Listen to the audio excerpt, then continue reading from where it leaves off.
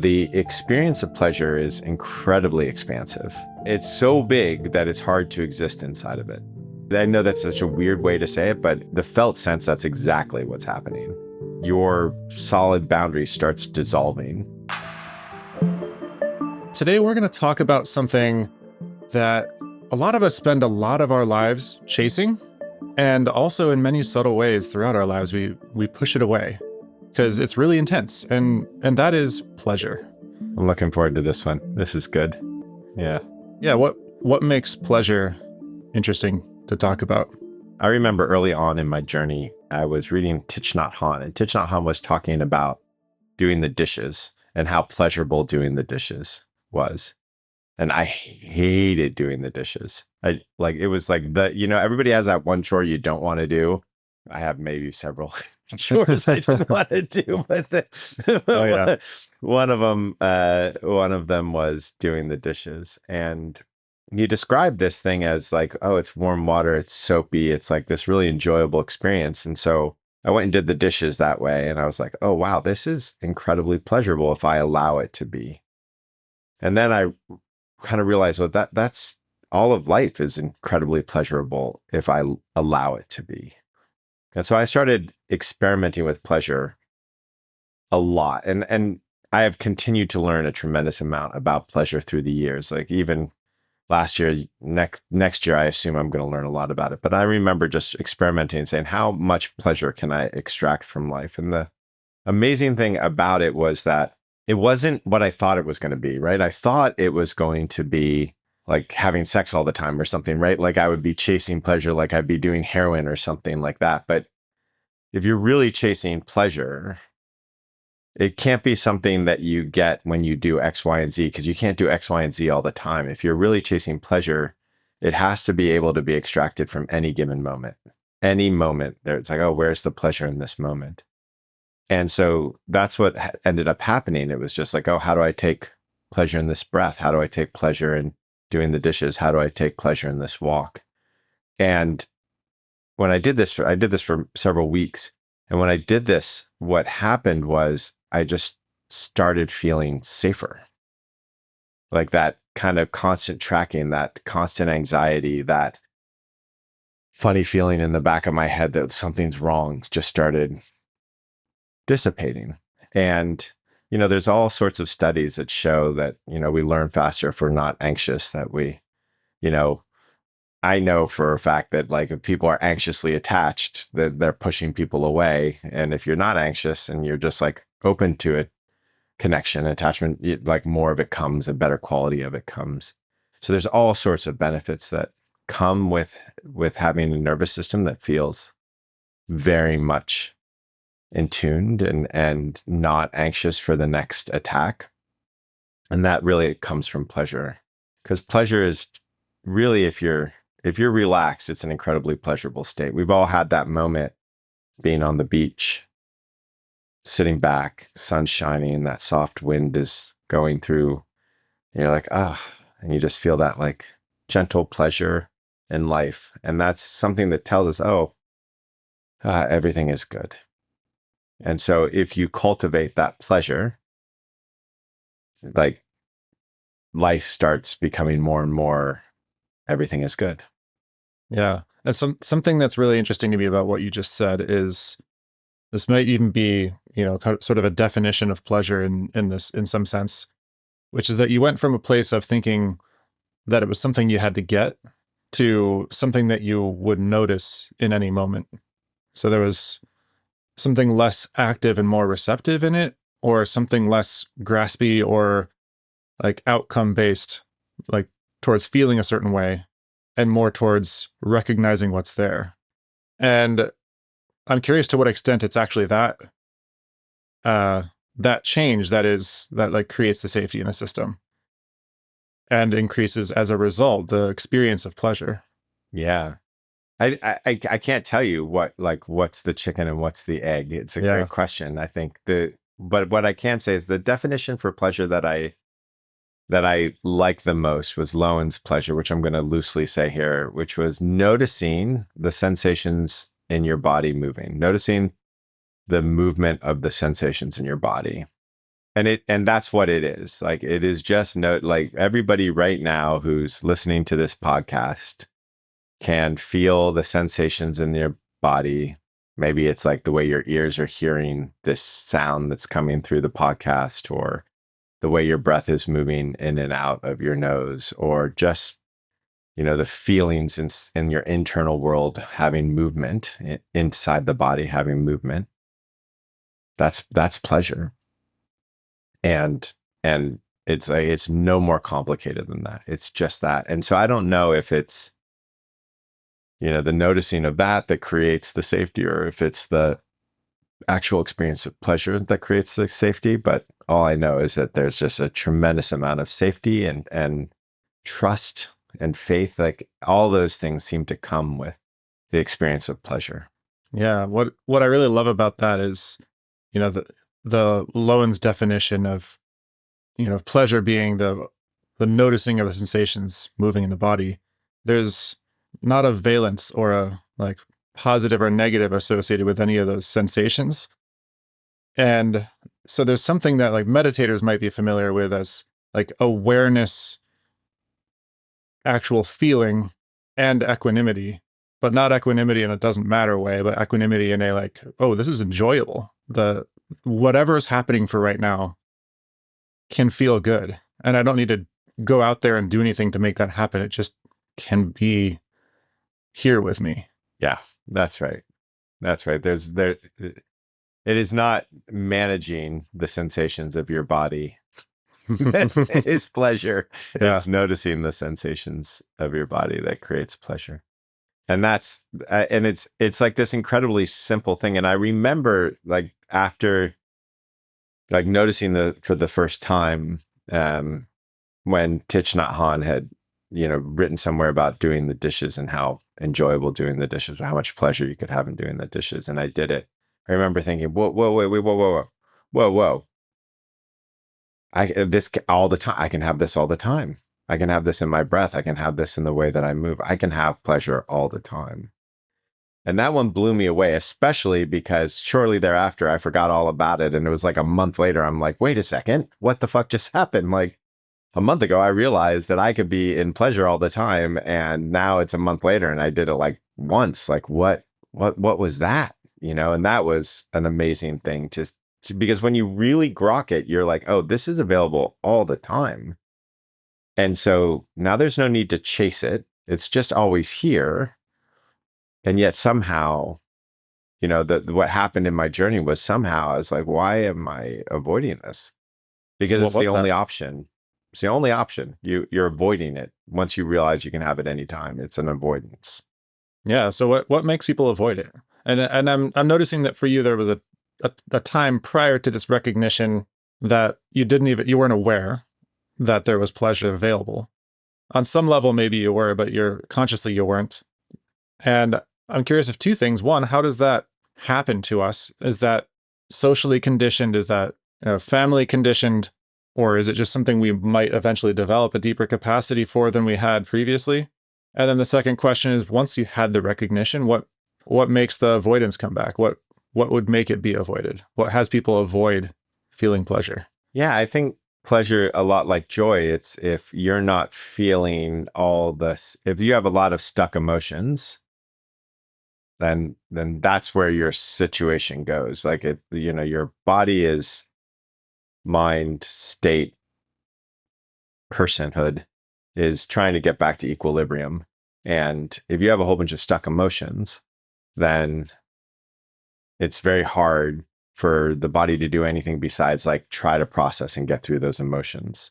And if you're not feeling the emotions, if you're not allowing those emotions to move, then you're like kind of trapped in these cycles of constant self-abuse or shame or guilt or whatever, judgment all the time. And so I think that's part of it. It's why we don't experience the pleasure, right? And it's also somewhat why we fall back, because what I've noticed is the more that I have emotional fluidity, the more the pleasure just seems to be the natural state of things. There's just more enjoyment and pleasure, joy, that whole thing. And so I think that's part of it. Also, it's really intense. Yesterday we were doing the people in the year-long program. I did rapid coaching with some folks, and there was multiple people. They're like long enough in the program now where they're starting to feel like this tremendous joy, and it's scary. And there's nobody I know who started hitting that like joy and pleasure, peace. They are distinct, but where they don't get scared. The experience of pleasure is incredibly expansive. It's like, and when it's so big that it's hard to exist inside of it. I know that's such a weird way to say it, but the felt sense, that's exactly what's happening. Like if you allow pleasure in this very deep way, it is so expansive. It's like your perimeter, who you are, like your solid boundary starts dissolving. Beyond the reach of the government and the mind of the self. Right, exactly. Yeah.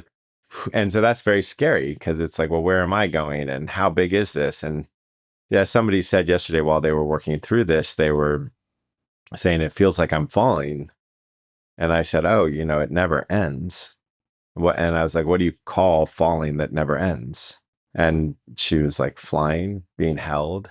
Like she had all these different words that would, but what happens is it just feels like falling until you get used to it. And so it's actually part of the reason why embracing intensity is so important for this work.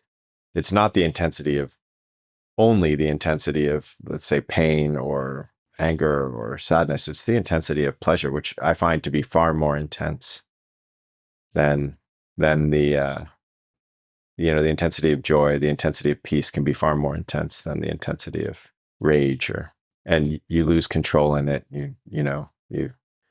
You lose yourself in it to some degree, and that's very scary for people. I mean, ask any person who's had like trouble having an orgasm, at a like sexual orgasm. Like we've all met someone who's like, I can't do it unless everything is just right, and I feel like I lose control, et cetera, et cetera. Like it's a very similar thing that happens, except for the orgasm is just life itself. Yeah. And something I notice here is that a common misconception, or maybe just a conception, no one's definition is wrong, is like pleasure being something distinct from sadness, anger, other emotions. And in this definition we've been using, it is actually all of those emotions being noticed, experienced, and allowed to move and not managed.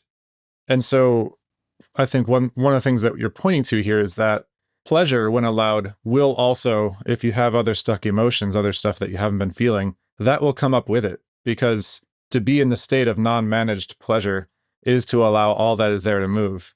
And this is why if we're going to talk about an orgasm, sometimes a really big orgasm will leave somebody feeling a lot of emotions. They'll be like screaming, but suddenly there may be a little anger in it, or maybe like cry after.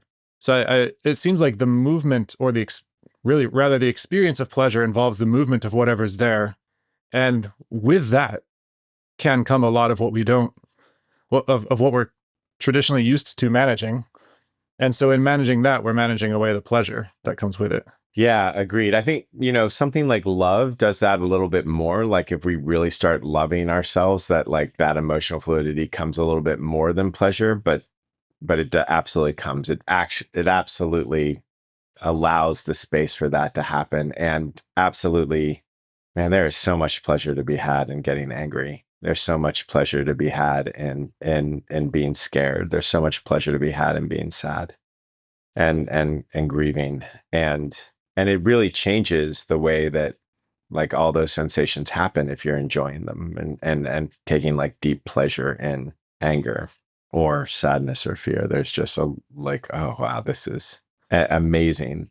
And it just changes everything in it. So yeah, I totally agree. And I think it's really important to note that pleasure, there's no moment when sensations aren't moving through your body. So there's no moment you can't notice them. And that therefore there's no moment where pleasure isn't available. Yeah, that puts an interesting lens on some of the work that we do as well, where, an anger release or like any kind of emotional release that we do, it's a lot of it is designed so that you can have the experience without creating shame or guilt or self-judgment and maybe even noticing where that's happening and seeing that it's not necessary, also that you get to experience the pleasure in the emotion, the pleasure that's always been available in it.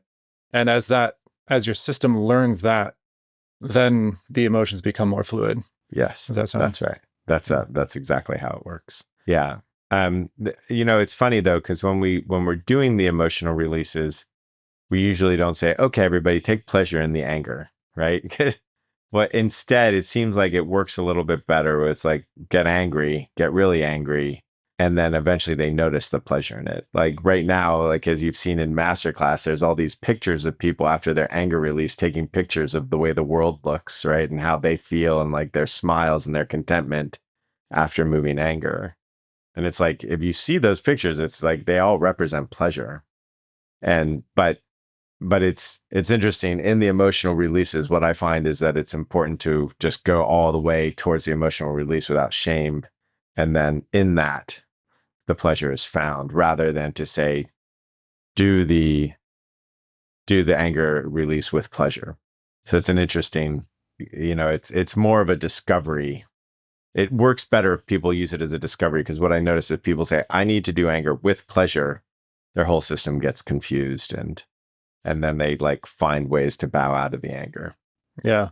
And I think that kind of uncovers just a common limiting belief in that avoidance, which is that this can't be pleasurable or that can't be pleasurable. Right.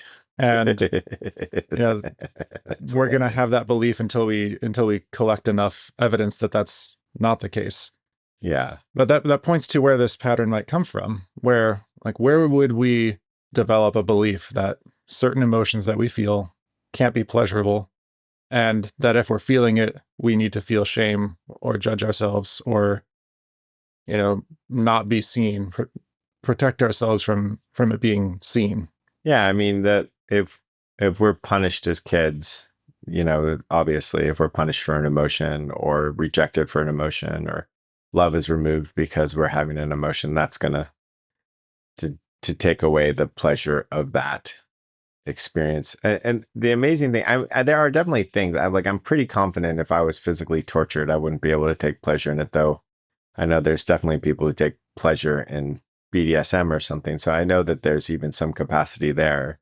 But what as we're talking about it, one of the things I notice is that I don't want like pleasure to become a morality or like, a lot of people when they listen to this, they might take things into an extreme and say, I have to feel pleasure all the time, or really, like you couldn't take pleasure in X, Y, a nuclear bomb goes off. There's no pleasure in that.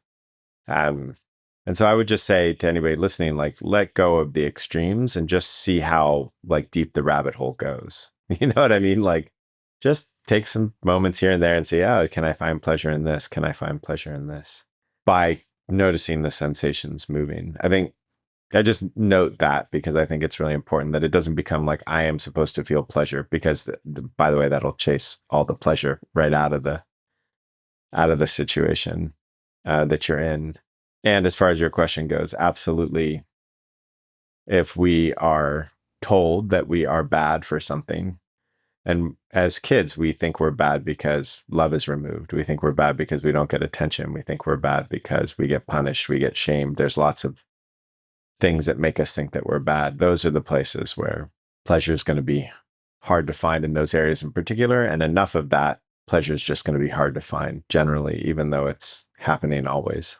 Yeah. One thing that I noticed there is that it doesn't have to be, it can be, but it doesn't have to be that the pleasure itself is the thing that's not allowed.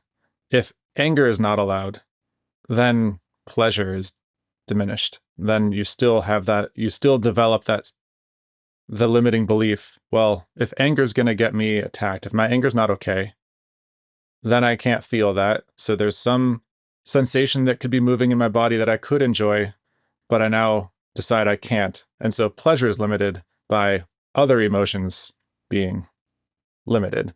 So a parent out here could be like, well, nobody would ever shame their kids for having pleasure, though that does sometimes happen.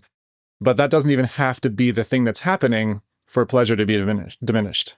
Correct. That's a beautiful pointer. And yes, I mean, obviously there are some parents who like any kind of sexual pleasure, they're gonna chastise or guilt the kid, masturbation or whatever. That's all gonna happen.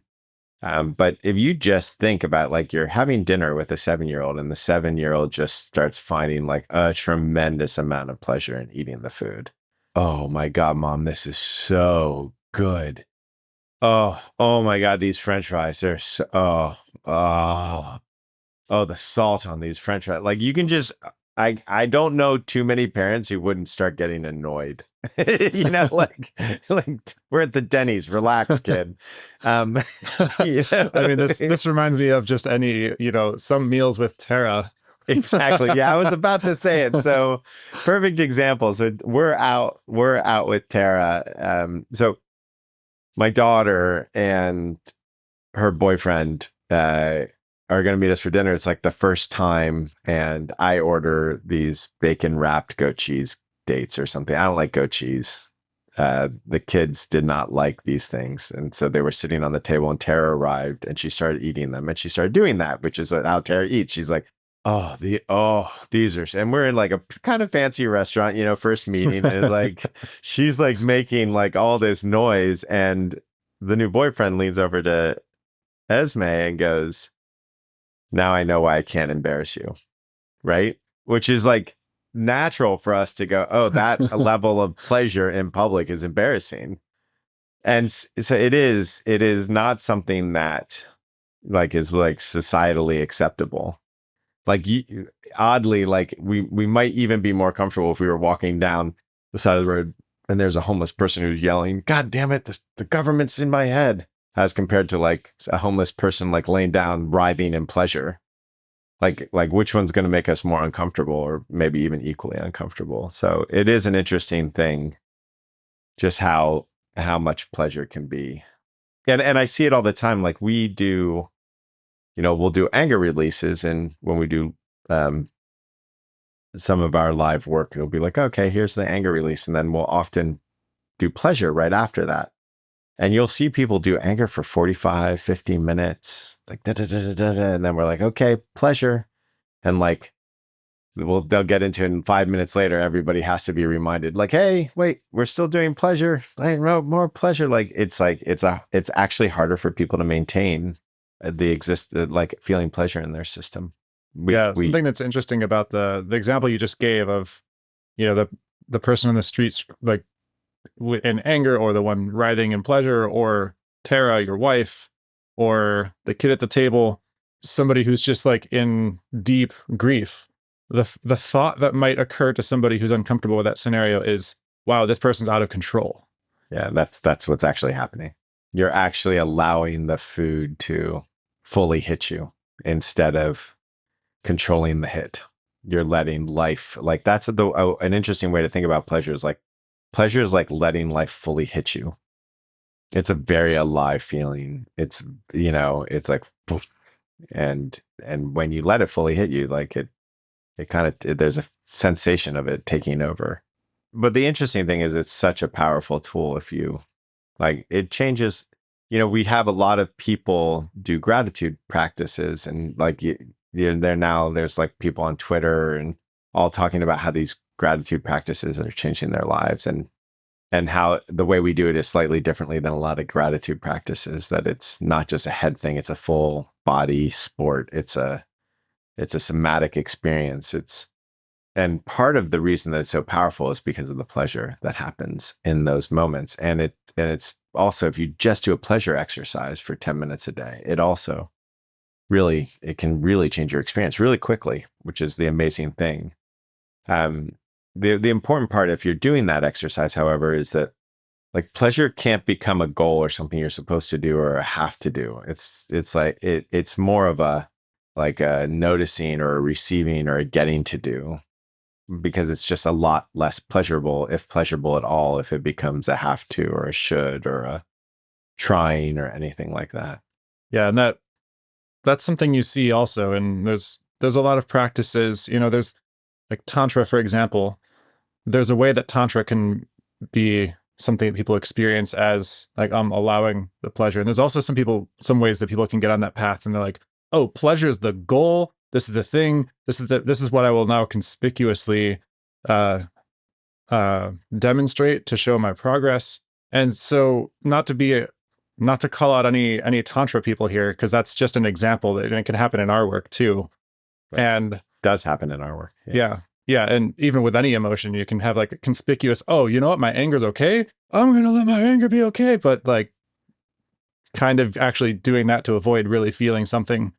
And so I'm curious about like the pitfalls here. If someone were to take this message and be like, oh yeah, you know what? My pleasure is lovely. My pleasure is wonderful. What are some of the ways that might end up getting steered in a direction of avoidance subtly?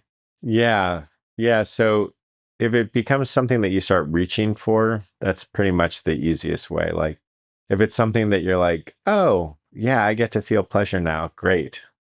As compared to, okay, I'm defining myself by, I'm like, if there's any kind of hunger in getting the pleasure, then that usually is a clear sign that it's become either avoidant or you're pushing the pleasure away, which is kind of avoidance also kind of pushes the pleasure away. Like you might get like the bodily sensation of pleasure a little bit, but you're not getting that felt sense of safety that comes with pleasure because it has to be chased. Right. So that it's not safe if you have to go find it. Right. Safety is like, oh, this is the way it is. That's what creates the safety, not like, oh, if once I do this, then I'll get, that is the anxiety. And so I think that's the biggest tell is just if you're chasing it. And the other place that I would just be I'd be really a little bit careful is if like there's a way that you can do pleasure where it's like it detracts from the other emotional experiences instead of amplifies the other emotional experiences. And that's another way that you can see that there's some avoidance going on, or that pleasure is not being used as a way to feel more alive. It's being used as a way to avoid the full aliveness of your full emotional experience. As an example, it's like if someone's like getting angry at their mom and they're like, okay, I'm going to go to pleasure to like not have the anger. And rather than, oh, I'm feeling anger at my mom. Oh, this is a pleasurable experience. This is, oh, cool. Like, yeah, look at that. Like, yeah, I have a boundary. Yeah. Oh, I'm going to draw this boundary and it's going to like send these like shock waves of fear that my mom might abandon me. Let's see how that feels. That could be really pleasurable. Like, then that's a different deal. Yeah, Then, just following along with that emotional journey you just carved yeah, out, or you just yeah, laid out. My system went from the like angry at my mom and not, oh, like something's bad about it, and I'm like leaving myself in her, which leads like more likely to be an attack, to, oh yeah, I get to have a boundary. And then like I experience that as coming back into my body. And from that place, it's less about the other person and more about what I need, which is far less likely to result in me taking a defensive action that's received as attack. yeah. I've never thought about it that way. That's exactly right. Yeah. When we talk about like asking for your wants, you can do it in a way that's going to be more likely to be attacked. And if, drawing a boundary, there's a way of doing it that's more likely to be attacked. And there's even getting scared, there's a way that you're more likely going to get attacked. And it's an interesting thing, right? If you're actually having pleasure in it, then you're in your body and then you're not trying to manage the result of it and therefore less likely to be attacked. Yeah, I think there's a distinction there between the pleasure and like some kind of ego gratification. Because, somebody could be like sadistically enjoying being angry. And that's different from the definition of the noticing of sensations moving in the body. I have a relative who every time they shop and buy something expensive, they get this kind of like, tee hee, look at what I bought. And it looks like pleasure, but it's really shame. Like you feel their system, they've cut off the way their gut feels. And so it's like, it is like the pleasure of like eating something that you're not supposed to eat, that tastes really good, but you know it's going to make you feel like shit in in 10, 20, 30, 40, 50 minutes. It's it's like what I think what would be called like a guilty pleasure, right? It's like that's not the pleasure I'm talking about. Like and that's the interesting thing. If you really fill your life with the pleasure of just breathing, and the pleasure of just being in your body, the pleasure of just, doing the dishes, then the guilty pleasures become, eh, eh, okay, yeah, great. I bought this thing, but I could do the dishes. Yeah. you know, you know, I can Yeah. have the Lamborghini, or I could just like breathe deeply and feel better than most people who have a Lamborghini. So that's an interesting. So actually, what happens if you're feeling the real pleasure of just aliveness, then these guilty pleasures become, right? And the guilty pleasure is like, it's like having the pleasure of something, but it's also like putting shame next to the pleasure. And I think that generally that happens naturally. And I don't, I would like to actually unpack this and think about this for a minute, because there's a tremendous amount of people who get taught that pleasure is shameful. So you, there's shame put on sex. There's shame put on like buying something good for yourself. There's like all these ways in which like we get shamed for having pleasure. And my experience of this, and I haven't thought this through entirely, but my experience of this is that pleasure is you feel like this very deep aliveness. It's very expansive. You lose yourself, and that scares people. And so they need to like put shame in with it. And so it's not unlike we have this story that I've told many times about, if there's a kid crying on a plane, I can stand up, look at everybody on the plane. I can tell you who wasn't allowed to cry as a kid, right? Because crying overwhelmed their parents. And so they were shamed in the crying. Well, pleasure is, far more a loss of self than crying. And so I think a lot of people go, oh, and then they throw the shame in. And interestingly, yesterday I was working with somebody on exactly this issue. They were using shame as a way to not see that their life was great. And the story is wonderful. It's a wonderful story. So this person was telling me how ashamed they were of the fact that they had this golden opportunity job, this wonderful job, a head of product for this company, and they got involved in a woman, and they kind of let the job slide, and they got fired. And they're like, this is, just like they were just so ashamed and like beating themselves up for this thing. And I was talking to them. I was like, okay, so let me just understand. So after you got fired, you started your own app that's now making $150,000 a week. Why are you not fucking stoked that you got fired? How is that not the best choice that you ever made? Like, how is it that you're beating yourself up for the thing that allows you to be independent and financially, like, what the, right? And like, and in that noticing, so that all the shame was doing was preventing him from feeling how good life was. Because as soon as he saw that, he started laughing and smiling. And it just shows that the shame was all designed to stop that emotional experience from happening, of feeling alive and the pleasure of what had happened. And that, just by the way, that is with somebody be like, there's no way that I would ever feel bullshit. Yeah, everybody does. Everybody beats themselves up for something that, if they like draw the line out of into the future, has made something great in their life happen today. Right? Every single person is like, I shouldn't have done this thing 3 years ago. I feel shame for the thing 3 years ago. But if they look at their life right now, they can say, oh, that shit wouldn't have happened if it wasn't for that. But they still feel ashamed of the thing from 3 years ago. It's an amazing thing. Yeah, something that's been kind of bubbling up for me now has been how it seems that the pleasures that we won't allow ourselves become the things that we actually become fixated on. Correct. And like, for example, you were talking about the Lamborghini earlier.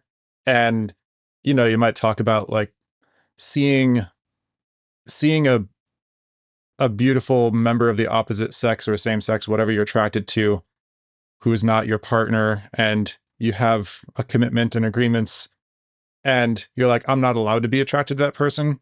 Or you can be like, oh yeah, I can absolutely just let myself speed run that entire path of what would it be like if I followed that pleasure? What would it be like if I got the Lamborghini? And I'm like, okay, cool, I got the Lamborghini. I could have actually gotten this pleasure from the dishes. And if the pleasure is available either way, then it distills down to what do I actually want? And the long-termism in that can be present with me. Like, what do I really deeply want? Not just what's going to gratify a thing that I haven't been allowing myself to even feel in a simulated way, or that I wouldn't allow myself. And so some part of me is always fixated on going there. Like, that's why I think a lot of times people take pleasure, or what we've been talking about, like, ooh, kind of pleasure in any kind of boundary breaking experience for themselves. Anywhere they wouldn't let themselves go, they're kind of fixated on. And that's an interesting phenomenon for us to be drawn towards what we won't allow ourselves, almost as though there's just this intelligence in us that wants us to expand until we would allow ourselves whatever is best for us. And then, only then, could we know that we're on a path that is actually right for us and stay connected with ourselves in it. Yeah, so I think this is the thing that scares people about pleasure. I've had this with a couple clients where what happens is they're like, I'm scared to allow myself to feel pleasure because then I am going to like cheat on my husband. Then I am going to like buy the car that I've always wanted, but that it would be financially irresponsible for me to buy. I'm going to be this evil thing if I actually allow myself to feel pleasure, because then I'm going to, go after all these pleasurable things. And that's not how it works. It's exactly, we do those things because we disallow them, because because they become kinky, because they become shameful, and we're addicted to that cycle. But also, it doesn't actually require you to do the things, meaning it's just like, so you feel sexually aroused towards somebody who's not your partner and they're walking down the street, you feel sexually aroused for them. Most of us will just stop that sexual arousal. Oh no, I'm not allowed to feel that. And they'll stop it. You can just feel it. Yeah, look at that. I'm totally feeling it. And you'll just notice, like, everybody can try this. Fully feel it. It's not a fantasize. So it's not you're fantasizing over what's going to happen next and I'm going to that's a different thing. But you're just going to fully feel that sexual arousal in the moment. And then, like, you'll notice you're not fixated on it anymore. It just like comes and it goes. It's literally when we feel that arousal and we cut it, that the fixation starts happening. Like, oh no, I'm not allowed to. And then that's where that behavior drives towards the thing that is destructive for us. Yeah, we push that desire or that impulse down, and then of course it's going to rebel.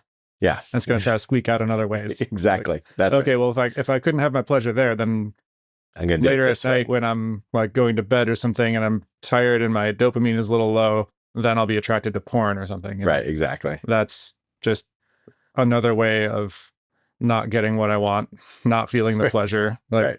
I think that it's a good thing just to say that how many people are really scared of pleasure for that reason. It's like, oh, I'm not allowed to. The interesting thing is all you have to do as a kid is feel good and be punished for pleasure to start being really scary. Something about the human system, what I've noticed is getting punished when you don't feel good is just easier on the system than getting punished when you feel really good.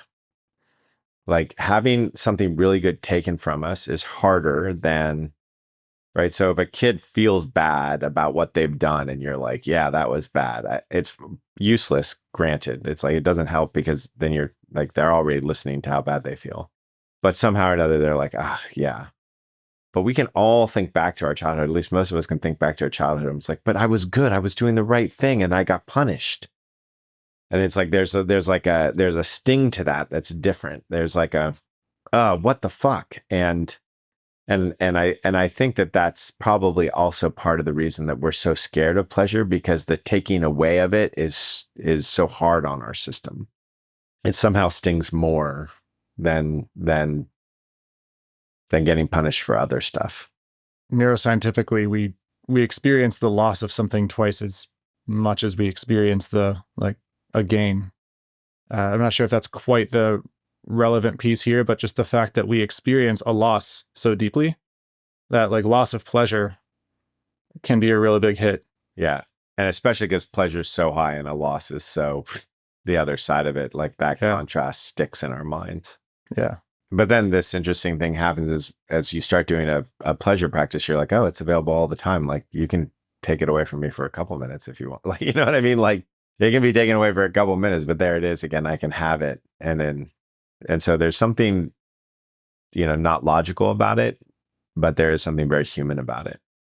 And I think that's also probably part of the reason that you asked earlier, what makes it that we stop doing pleasure. It's because it hurts so much when we lost it. And then I'm reminded of your story with your daughter Esme, where she and her boyfriend at the end of high school were breaking up, and they knew they were going to go in different locations and different colleges and whatever. And she's just in this heartbreak, and she's like, "Wow, I just never knew it could feel so good." So there is, coming back to that definition without positive or negative valence of just the awareness and the noticing of the sensation moving in the body, that even those experiences we have when pleasure is taken away can themselves be deeply pleasurable in a different way when we relax our constraints or beliefs on what pleasure is supposed to be. Yeah. You can't do it as a kid, but you can definitely see that as an adult. Yeah. As a kid, it's just devastation, but yeah, exactly. So I want to leave listeners with any kind of tips or tools or an experiment that they could run in their lives. We have a guided audio for how to just like experience pleasure just sitting around. And so you can get that at view.life/experiments. And so that's the easiest way to do it. And that'll kind of, you can walk through it 3 or 4 times. And then after that, you can use it anywhere, anytime without actually having to listen to it, because you get the system really quickly of how to take pleasure in just the most simple things. But it's good to have that audio guidance the first couple times, because what usually happens is people go, "Oh, that feels really good. Okay, now I'm off to." So it's good just to have like, okay, we're gonna some other pleasure that I'm actually pushing away. Yeah. Exactly. Now I'm off to produce some pleasure that I'm actually pushing away. That's lovely. Yeah. So it's just good to have somebody, have the audio to hold you in it for a while. Yeah, it was somebody in masterclass asked for it, so we produced it for them, and just something we can make available to everybody. Thank you, Joe. You're welcome. Thank you, Brett. Yeah, and thank you everybody for listening to The Art of Accomplishment. If you want to hear more about how to welcome more pleasure into your life, you can go check out that experiment, view.life/experiments, and you can also join our newsletter, or you can check out our courses at artofaccomplishment.com. If you enjoyed what you heard today, please share it with a friend, and remember to follow us and rate us in your podcast app. The Art of Accomplishment was produced and hosted by myself, Brett Kistler, and Joe Hudson. Monyi Kelly is our production coordinator, and this episode was edited by On Replay.